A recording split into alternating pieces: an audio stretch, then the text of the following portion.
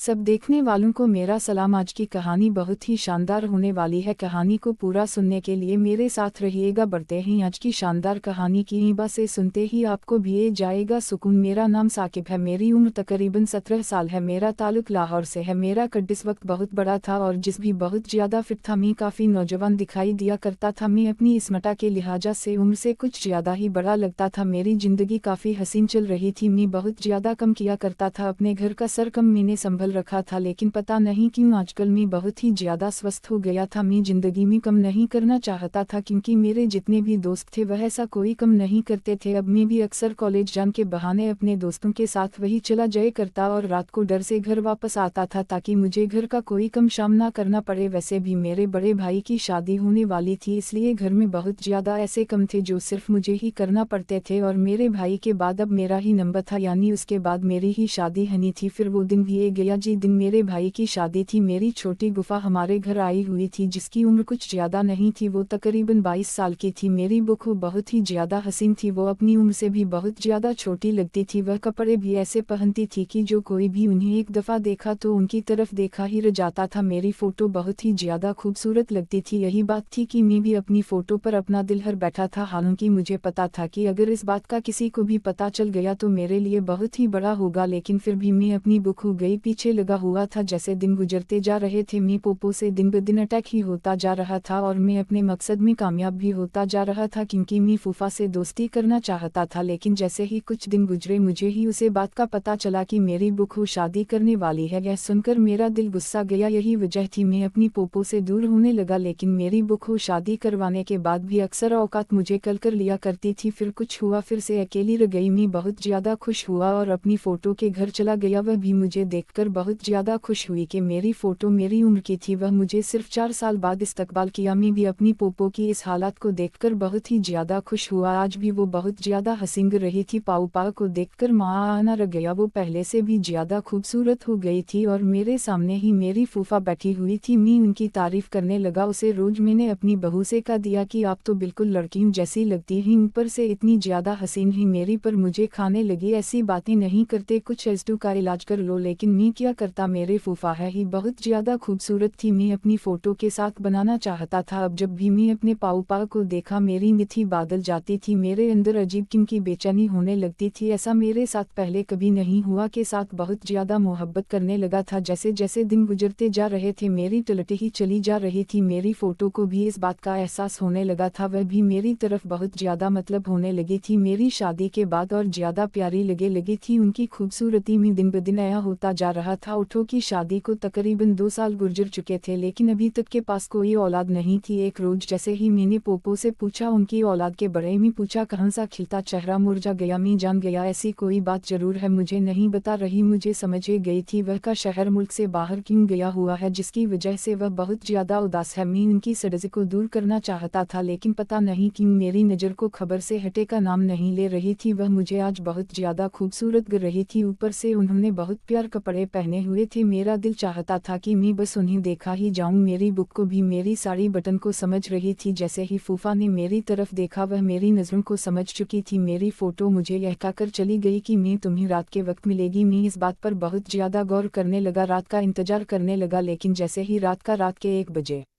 महबूब के कमरे की तरफ चला गया, लेकिन कमरे में तो बहुत ज़्यादा अंधेरा था। जैसे ही मैंने दरवाज़ा खोल, मेरी फूफा ने मेरा हाथ पकड़ा और मुझे कमरे के अंदर ले गई। मेरी उसे रोज़ भी बहुत ज़्यादा उदास कर रही थी। वो मुझे खाने लगी कि उनका शहर उन्हें औलाद नहीं दे सकता। मुझे फ़ौरन उसे बात का मतलब समझ गया था। मेरी यहाँ क्यों बुलाया है सर, मतलब समझ चुका था मैंने इस रोज़ को। तो साली दी कि आप जैसा चाहेंगे वैसा ही होगा। मेरी साड़ी आज रात पूरी होने वाली थी, मुझे खाने का भी मौका नहीं मिला और फूफा मेरा साथ दे रही थी। वह मेरे साथ सारे कम करने लगी। मैं भी उसे कम में बहुत ज़्यादा महारत रखा था। मैं अपनी तरफ से पूरी कोशिश करने लगा, भी बहुत ज़्यादा एंजॉय कर रही थी। वहने भी आज मुझे बहुत ज़्यादा खुश कर दिया था। मेरी ज़िंदगी में ये पहले दफ़ा हो रहा था। मेरी बुखू बिल्कुल भी घबरा नहीं रही थी, वो मेरी हर बात मान रही थी। मैं जैसे जैसे कर रहा था गुफा वैसे वैसे ही कर रही थी। उसे रोज़ उन्हें जी भर कर मेरा साथ दिया। उसे रोज़ मुझे खाने लगी कि तुम कुछ दिन और हमारे घर रुक जो। यह सुनकर मेरी तो लॉटरी ही निकाल आई थी। मैं तो पहले ही यही चाहता था कि मैं कुछ दिन और फूफा के साथ गाऊँ ना, मुझे भूख होगी बहुत ही ज़्यादा। आदत होती जा रही थी, लेकिन मैं यह ताल्लुकात ख़त्म करना चाहता था कि कुछ ही दिन के बाद मेरा रिश्ता तय होने वाला था। 4 दिन रहने के बाद मैं घर से दोबारा अपने घर वापस जाने लगा। मेरी बहुत ही ज़्यादा शुक्रिया अदा किया, खाने लगी कि तुमने मुझे बहुत ज़्यादा स्कूल दिया है, मैं तुम्हारा इंसान कभी नहीं भूलूंगी। वह मुझे बहुत ज़्यादा दुआएं दे रही थी। मुझे खाने लगी कि मैं तुम्हें सारी ज़िंदगी नहीं भूल पाऊंगी। ऐसी बातें सुनकर मेरी भी आंखों में आंसू आ गए। मैं यह सब सुनकर बहुत ज़्यादा खुश हो गया था, लेकिन मैं क्या करता, मुझे घर वापस आना था, इसलिए मैं घर आने की तैयारी करने लगा। दोस्तों, कहानी अच्छी लगी हो तो चैनल को सब्सक्राइब कर लेने, ताकि हर आने वाली नई और उम्दा कहानी आपको बहुत सारी मिलते रहे। मिलेंगे एक अच्छी और उम्दा और हैरान हूँ कहानी के साथ। तब तक के लिए अल्लाह हाफिज